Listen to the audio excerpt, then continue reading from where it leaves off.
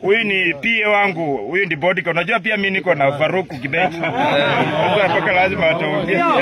Majina naitwa Geoffrey Wekesa. Nimefurahia kupatana na timu ya Catherine Wambilianga. Nimekuwa nafanyia Nancy Kibaba kasi na sijaona mikutano yenye anapigisha kama mikutano yenye inaenda mbele.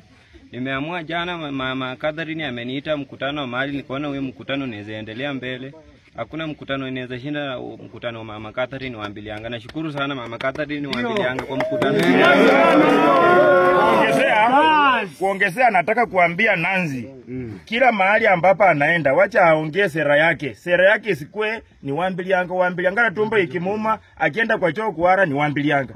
Tunamkataza ama kama ana sera aenda akae nyumbani. Kitu cha kwanza atafute mwanamke au bwanaume aoleke, apate familia akae kwake na mwanamume. Bwana yake amemkataa.